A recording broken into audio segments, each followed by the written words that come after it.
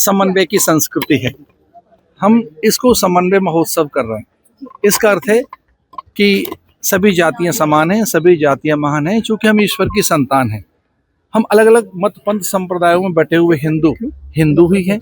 यहाँ का प्रत्येक व्यक्ति भारत की निधि है, संपदा है।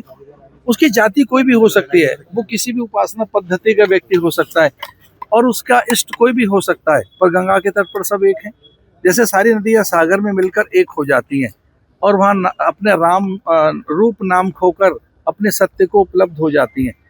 हम मूर्ति स्थापना समारोह के इस आयोजन में संस्कृति जागरण का कार्य कर रहे हैं। हिंदू एकता के लिए हम सामने आए हैं। हम ये कहना चाहते हैं कि अलग अलग जातियों में बटा हुआ व्यक्ति हिंदू ही है।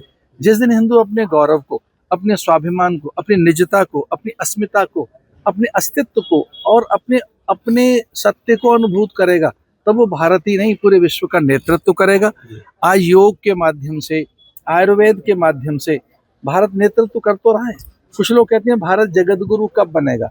मैं कहता हूँ योग के कारण आज भी भारत जगत गुरु है, आयुर्वेद के कारण आज भी भारत जगत गुरु है। पूरे विश्व में भारत की इस रूप में चर्चा है कि भारत अहिंसक है। आज चारों तरफ युद्ध है, उन्माद है, न जाने कितना एक प्रकार का उपद्रव है, पर भारत उसमें कहीं नहीं है। भारत की एक अजेय शक्ति, एक भारत की एक वो सामर्थ्य जो आर्थिक सामर्थ्य है, उसके सामने कई देश नतमस्तक है। मैं नहीं कहना चाहता बात टैरिफ की, लेकिन हाँ, भारत अजेय है, समर्थ है। और आज ये बात समझ आई अमेरिका को, उन्होंने टैरिफ को कहीं था, वो 18% पर आया है। हम कोई बढ़ती ताकत के साथ अगर अपने गौरव को भी पहचानें कि हमारे सनातन मूल्य क्या हैं, और वो पहचाने जाएंगे तब जब हम एक होंगे, संगठित होंगे। हम अलग अलग जातियों बटे हुए व्यक्ति एक ही हैं। तो इस उद्देश्य को लेकर हम ये उत्सव कर रहे हैं। सभी जातियां समान हैं, सभी जातियां महान हैं, और चूंकि हम ईश्वर की संतान हैं, इस समन्वय के साथ इस समन्वय महोत्सव हम कर रहे हैं। आज माननीय देवेंद्र फडणवीस जी भी यही संदेश देकर गए। भारत के 14वें राष्ट्रपति आदरणीय राम कोविंद जी भी एकता का संदेश देकर गए। पंजाब के गवर्नर माननीय गुलाब चंद कटारिया जी और मध्य प्रदेश के उप मुख्यमंत्री आदरणीय राजेंद्र शुक्ला जी भी समन्वय का उपदेश देकर गए। मैं बहुत ही उत्साहित हूँ ये बात कहते हुए। कल हमारे प्रदेश के मुख्यमंत्री आदरणीय पुष्कर सिंह धामी जी, मध्य प्रदेश के मुख्यमंत्री आदरणीय डॉक्टर मोहन यादव जी, उनका आगमन हो रहा है।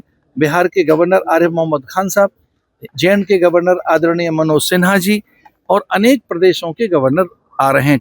कल संत सम्मेलन है, हमने सबको आमंत्रित किया है। संयोग से परसों हमारे यहाँ योगी जी का आगमन हो रहा है।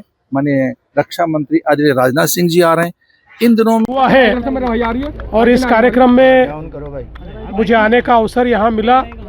मैं अपने आप को बहुत धन्य मानता हूँ।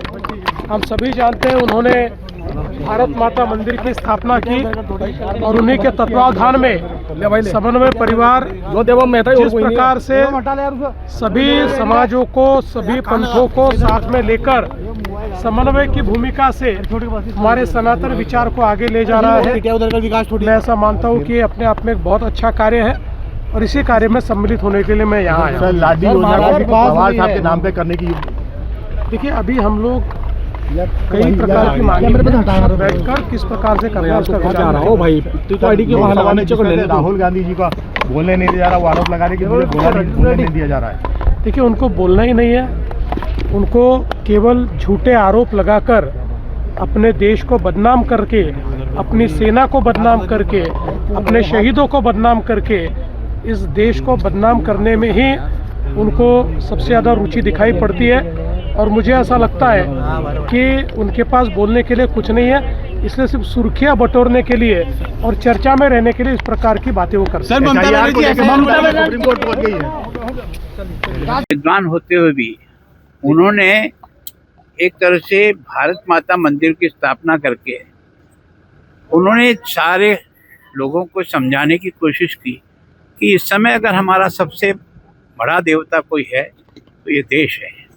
इस देश की जनता की सेवा करना, इस देश में राष्ट्रभक्ति जागृत करना, इस देश में संस्कार पैदा करना, साधना के आधार पर व्यक्ति, तो साधना, सेवा और संस्कार, इस त्रिवेणी को उन्होंने यहाँ स्थापित करने का प्रयास किया। और उनके जहाँ भी प्रवचन होते थे वो हमेशा राष्ट्रभक्ति को प्राथमिकता देते हुए कि वो कहते वो अध्यात्म कुछ अध्यात्म नहीं कहलाएगा जो सेवा से नहीं जुड़ा हो।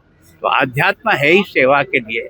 तो एक तरह से एक महान संत और महान विचारक बन करके उन्होंने उस समय देश की स्थिति को जिस प्रकार से आगे बढ़ाया, मैंने व्यक्तिगत उनको कई बार सुना। उनकी वाणी में ओज था, मिठास था और देश के प्रति कुछ करने का जज्बा था। तो वास्तव में ऐसी व्यक्ति का एक तरह से मूर्ति स्थापना होना आने वाली पीढ़ियों को संस्कार देती रहेगी कि व्यक्ति की महानता उसके सोच और उसके काम के आधार पर होती है।